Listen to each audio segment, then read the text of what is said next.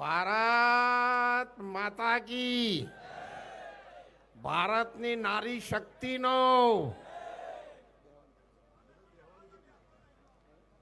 બધાય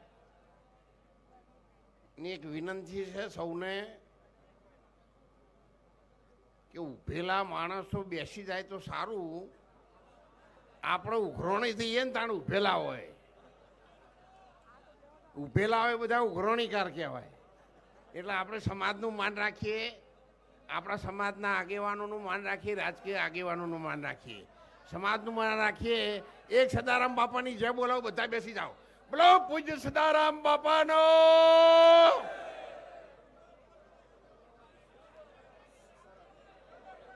આજના મંગલ અવસરમાં આદરણીય સમસ્ત રાજકીય આગેવાનોના સહકારથી બળદેવજીભાઈ, ચંદનજીભાઈ, કિરીટભાઈ સાહેબ, સમાજની દીકરીનું સન્માનનો સમારંભ યોજાયો હોય ત્યારે જેટલો મા બાપને હરખ હોય ને એટલો તમારા હૃદયમાં હોવો જોઈએ.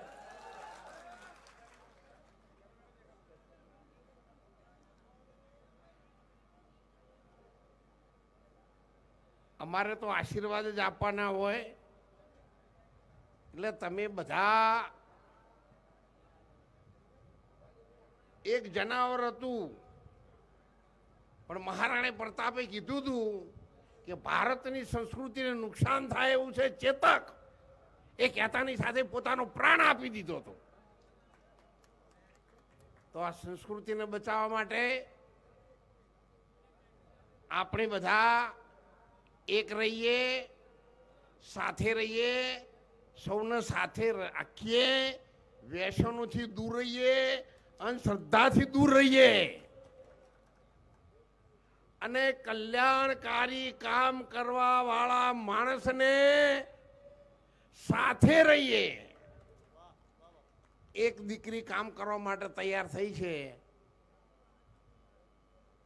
તો બેન તો હિન્દી ભાષી છે, એમને હિન્દીમાં કહ્યું, જો બહારથી દિલ્હીથી સેન્ટરથી આવી અને આપણને એવું કહેતા હોય કે અમે આ દીકરીની હાથે છે તો આપણે બધા શું કરવાના છીએ?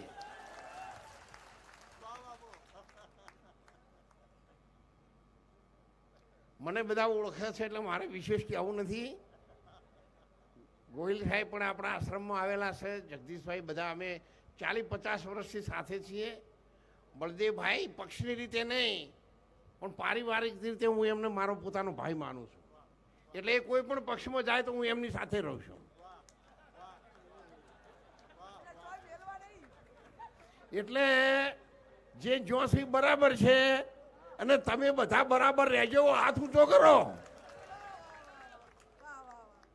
સાહેબ, ગોહિલ સાહેબ જોઈ લો, વાસનિક સાહેબ, અમારો સમાજ છે અને અમારી સમાજની સાથે 18 સમાજ આજે આવ્યા છે અને 18 સમાજને તાળીએથી વધાવો, કાયમ સાથે રહે. પત્રકાર મિત્રોને પણ મારી ખાસ વિનંતી છે, આ સમાજનું સારું દેખાય એવું કોઈની ભૂલ થઈ હોય તો એને ડિલેટ કરીને પણ સારું દેખાય અને આ સમાજ ઊંચા પગેથી આવે એવું મીડિયા દ્વારા પણ આખા ઇન્ડિયા લેવલે, ભારત લેવલે સંદેશો પહોંચે એવી હું આપને વિનંતી કરું છું.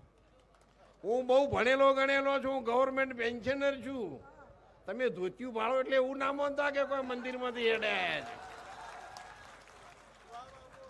અને આખી દુનિયામાં COVID-19માં વર્લ્ડ બુક ઓફ રેકોર્ડમાં કેટલાય દેશોએ મારું સન્માન કરેલું છે.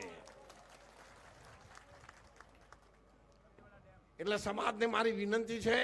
સાથે ભરતભાઈએ કહ્યું છે, જાહેરાત નથી કરતો પણ એમણે કહ્યું એટલે યાદ અપાવું, આપણા સમસ્ત તમામ ગુજરાતીઓને રાજસ્થાનના રણુજામાં પડતી અગવડતાઓ દૂર કરવા માટે મારે એમાં રહેવું નહીં. મારી ઉંમર પૂરી થઈ છે, પણ ગુજરાતીઓને રહેવાની કોઈ અગવડતા ન પડે એવી હાલના યુગની ધર્મશાળા આપણે બનાવવા જઈ રહ્યા છીએ. બધા સમાજ ને રાજકીય આગેવાનો મને આશીર્વાદ આપો એટલે હું આપણા બધા જ ગુજરાતીઓ માટે સંપૂર્ણ નિઃશુલ્ક, કોઈ પણ જુનાગઢમાં આશ્રમ છે ત્યાં પણ નિઃશુલ્ક સેવા ચાલે છે અને અહીંયા પણ હું નિઃશુલ્ક સેવા આપી શકું એવા તમે બધા મને આશીર્વાદ આપો, સાથ આપો અને આપણે પૂરું કરી શકીએ એવી વાર્તા સાથે બોલો ભારત માતા કી. આ દીકરીનું મોંબેરું ભર્યું છે યાદ રાખજો. અમારે બળદેવજી ધારાસભ્ય તરફથી રણુજામાં 2 રૂમોનો તમામ ખર્ચો આપવામાં આવશે. ધર્મશાળામાં 2 રૂમો અમારે ચંદનજી ઠાકોર સાહેબ તરફથી પણ આપવામાં આવશે. પાછી ફોની ના કરજો, 3 માળની બનાવવાની છે ધર્મશાળા. અને બકરા દોએ તો બોઘેણા ના ભરાય એ યાદ રાખજો. પત્રકાર મિત્રો, રણુજા વિશે તમે પણ એક લીટી લખજો જેથી અમારા સમાજને અને આપણા ગુજરાતીઓ તકલીફ ઓછી પડે. એ સેવામાં જતા હું કંઈક સારું કરી શકું એવી પ્રાર્થના સાથે બોલો ભારતની નારી શક્તિનો.